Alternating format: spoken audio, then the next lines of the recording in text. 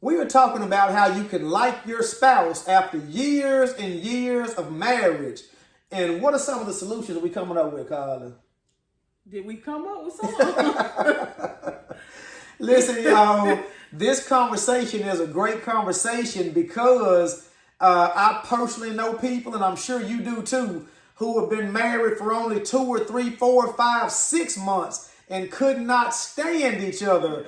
As a matter of fact, some people get married and then the next thing you know, they're getting their marriage annulled because once they get together and start sharing the same space, they realize that they cannot do it. I think we got a lot of issues. The reason why that, people are not liking each other. And I think one of the issues is maturity.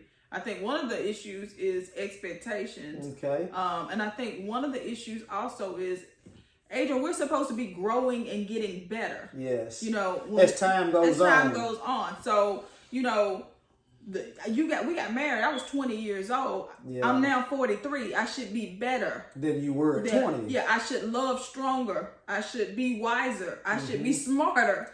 Do you think some people are not learning from their mistakes? I think some people are not growing. They're not maturing. I think some people are not growing. Yeah, they're not growing. And if you tell them that, then they'll be ready to fight you. But honestly, some people are not growing, and so they don't want to take any accountability for themselves. It's always the other person's fault. Yes. But I really think we need to take a deep look into what's going on with us individually. Yes. And so I think that's some of the problem. That's some of the problem. I think that's some of the problem. It's not so easy, y'all. I know that marriage looks easy from the outside looking in. Go ahead. We get married. We love each other. We're going to make it work. And once two people actually start sharing their lives together, because sharing your life with another person is more than just having a kid and paying bills. It's a lot deeper than that. It's a lot. You are sharing the same house, the same life, the same space, the same bathroom, the same everything. You're getting a chance to see that person at their best and at their worst. Mm-hmm. And if you can continue liking a person when you can see them when they're up and laughing and joyous and being at their best, and when they're low and maybe calling you names or not liking you or pointing out your faults, how can we forgive and continue to like that person and move on? But see, that's where I think, as much as we say to each other, oh, I still like you, and we laugh about it, I think that's where love trumps everything. And that's why the Bible says that love covers a multitude of faults. Yes. Because love trumps so many of the faults that you have. Yes. Love trumps so many of the faults that I have, and we're able to get through it because of that. Keep going. Yes, because yes. Listen, y'all, like we stated earlier, we've been married for 23 years. It has not been easy. No. But through God, we have found a way to not only just love each other, but continue to like each other. And our kids are just about grown, so we still do everything together, me and my wife. And once again, she's my favorite person. But with that being said, there have been times when my wife has told me that I have totally just beat her up over the years in so many situations. And I've told her that exact same thing. And, it hurt my feelings to know that I was, maybe pointing out a bunch of her faults. And I didn't even realize I was hurting her in that way. But we are actually hurting each other by pointing out each other's faults. And we're not intentionally trying to hurt each other, but this is why forgiveness is so important. Here's the deal. I'm glad you brought that up, because I know we're going into another subject, but here's the deal with pointing out faults. That's not the problem. The problem is we will point out somebody's faults way more than we give them credit for, so many of the wonderful things that they do. Yes. That's the problem. And so when you point out somebody's fault, it has a magnifying glass on it, because you've pointed out 10 of their faults and only given them credit for one of the great things that they've done. Yes. I think that if you could say all of the great things that they've done and then slide in there, by the way, you keep on leaving the toilet seat up.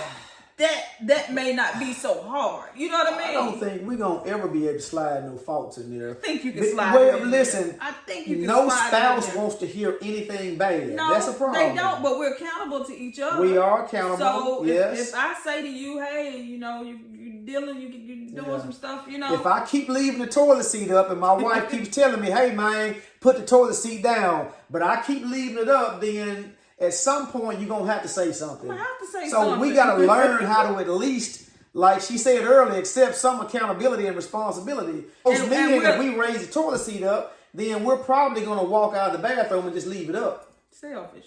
Huh? Selfish. Most men are going to probably do that unless their wife got a problem with it. Oh, I have a problem. They gotta, and look, we're laughing about toilet seats and stuff, but it's much bigger. Sometimes you have to have those hard conversations where it's something that you're doing that I really don't like. But let me put this in there also. Pointing out your spouse's faults often is not going to be a good thing. It's not good. So some things, if they're not worth fighting over, or if it's not worth going to bed mad over, and it's not worth just having an argument, you have to pick and choose your battles in a marriage. That's it. That's where wisdom comes in. Yes, you cannot point out everything, and you cannot say everything that you want to say. No. If you're going to say everything about your spouse, then we're going to be talking about our spouses all day. You better believe it. We ain't going to get nowhere like that because we're sharing a life. We see so many things wrong that the other person may not even realize is wrong. No, they don't realize it. No. Most people can't see their own faults. No. Most people cannot see their major faults. Yes. They might know, oh, I do this and I do right. that. But when it comes to those men, they don't see that. But the thing is, we're using the toilet seat as an example. But the thing is it that big of a deal? Is it that big of a deal? If it's that big of a deal, then That's I need the to question. say something. If it's but that if it's big of a not deal, that big of a deal, can I live with it? That's then right. let's just roll on. And learn to forgive fast and just move on. Move on. Everything is not worth an argument. Everything is not worth you saying something about, because you may feel like you're better than your spouse or you're smarter than your spouse. That's the wrong perspective and mentality to have. That's right. There is no smarter or no better. You guys are one. And so even if you have been to school, if you got degrees and you got all of these things, do not be the one to point out to your spouse or to try to make yourself feel better than them or to try to belittle them in any kind of way. No. That happens way too often, y'all. That's not going to be good for a marriage at all. Well, most of the fights in an argument, most arguments, y'all, is a battle between who's right and who's wrong. That's going to be most arguments. That's it. It's going to be who's right and who's wrong. Mm-hmm. So what we're getting to is a pride problem. And a power struggle. Right. Nobody is willing to say, hey, okay, you're right.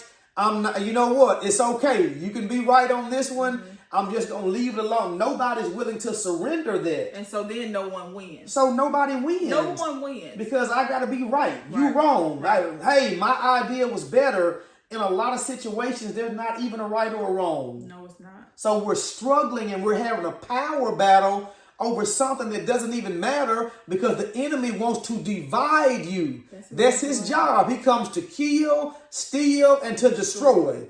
And the sooner he can divide your marriage, the better off he is. And the sooner married couples can realize that that's the enemy's job. Yes. That's his strategy and that's what he's going after. Then the sooner we can start making these mistakes and allowing him space in our marriages. That's right. Yeah. Husbands, swallow your pride. The Bible teaches us to deal with our wives because she's the weaker vessel. So we have to have some grace with each other. Somewhere in there, we have to have some allocation, y'all, for each other's faults. That's right. You got to give me some grace in here and just know that I'm not going to always do the best thing, the right thing, and I'm going to make some mistakes. That's right. And I have to have some grace on my wife, just knowing no matter she's got several degrees, master degrees, she's working on a doctorate, she's the smartest person I know. But I still have to allocate some grace for her, knowing that she may make a mistake. Right. And when we make those mistakes, we cannot beat each other up over that. Not at all. And we got to swallow our pride. So let's not beat each other up, y'all. Let's allocate room for mistakes. Let's give each other grace. Let's forgive faster than we hold grudges if we want to continue to have a happy marriage. That's if you want to like your husband. I like to like my spouse, y'all. That's right. I like you. And we have to go back to why we were standing at the altar in the first place. And we were standing there out of love. Yes. That's why we were standing there. Yeah, love covers a multitude of faults. So that power struggle that we're having in a marriage, that's going to keep you unmarried. That's going to get you to the Divorce judge. court. That's That's going to right. get you to divorce court. We got to let that go. Let it go. Yeah, it's a struggle. I don't care about being right no more. Me either. I mean, the stuff that we're trying to be right about isn't even that big. It doesn't even matter. No.